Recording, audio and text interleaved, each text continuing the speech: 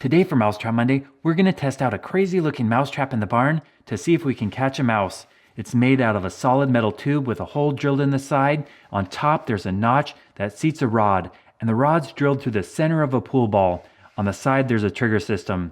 The smaller one's a kill trap, and this larger version's for catching mice alive. It also has a pool ball with that rod and the trigger. You can see it's a piece of metal on a ribbon. I'll show you how this trap works in a minute. Now these mousetraps were designed and built by a YouTube viewer named David, who's an industrial designer and mousetrap collector from Israel. I can only imagine what customs thought of these mousetraps when they opened up the package. Solid metal pipes could be suspicious on a plane, but fortunately the package made it to me safely.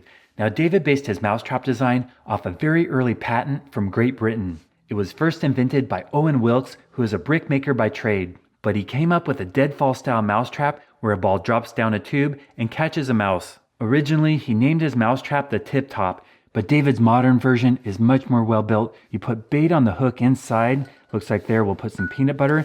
The mouse will enter, pull on that, and that will move the ribbon holding up the ball. As it moves just slightly, the ball slams down on the mouse. Now this is a kill version, the shorter version, and the taller one, there's some set screws to stop the ball to make it a live catch trap. That way the mouse is caught in the bottom here, but it's resting on the pegs so the ball didn't crush it. We'll go ahead and set this one up as well. I've adjusted the set screws in all the way, so we'll stop the ball before it drops down and crushes the mouse, but it will block the hole so the mouse can't escape. Up top here we have a groove for the trigger on both sides, and the trigger on this side is a ribbon with a piece of metal for the peanut butter. We're going to hang this down inside the tube so the mouse will pull on it and move the ribbon. We'll put it right here with the loop sticking out on this side, and then place a rod with a pool ball. That way when the mouse goes inside and pulls on the ribbon, it drops down and it's sitting right there so the mouse can't get out. Perfect. Now the smaller trap is much more deadly. The mouse will enter and try to get the bait on the hook. We'll set it in the groove and place a red pool ball right there. That way when the mouse goes inside and tugs on that. Now I'm curious if these traps actually work. We're going to go set them up in the barn with motion cameras and see if the live catch and the other trap work well.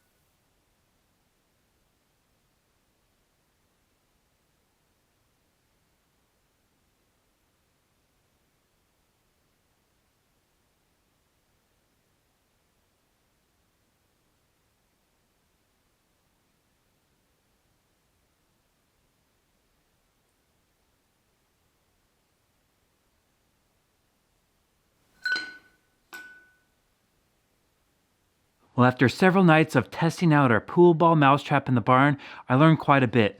The number one thing I learned is if a mouse climbs on top and shifts the weight of the ball at all, it drops down and we don't catch a mouse. In order to work, a mouse has to go in there first and pull the trigger. And after several nights, that finally happened. We caught a mouse in the kill trap, but we never did catch one in the live catch trap. Now I don't want the mouse we caught to go to waste, so I'm going to feed it to wild animals. Let's go set up the motion cameras and see what comes along and enjoys a mouse caught with a pool ball mousetrap.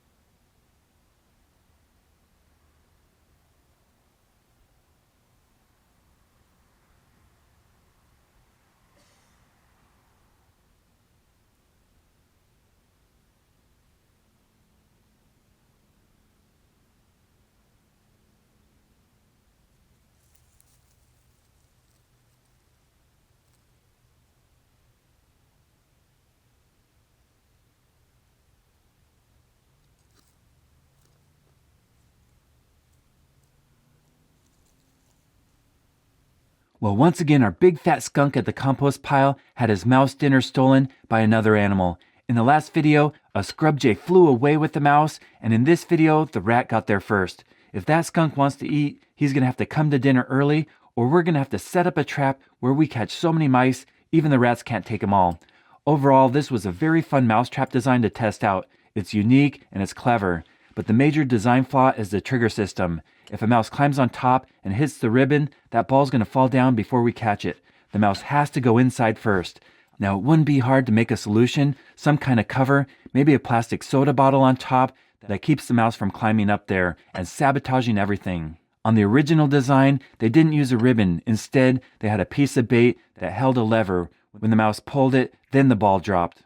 But it is very unique, so thank you so much to David for sending me your mousetrap project. Now, I just want to warn you, next Friday, I'm not posting a video. I'm trying to get caught up on some really great mousetrap videos I'm working on, including one of the all-time craziest mousetrap patents. Back in the 1800s, an inventor made a mousetrap shaped like an elephant, with a spike on the trunk that goes down and catches a mouse. I've been working on this, I'm carving it out of wood, and it's pretty complicated. So I'm going to take some time and make a working model of one of the all-time craziest mousetraps in history, the elephant spike trunk mousetrap.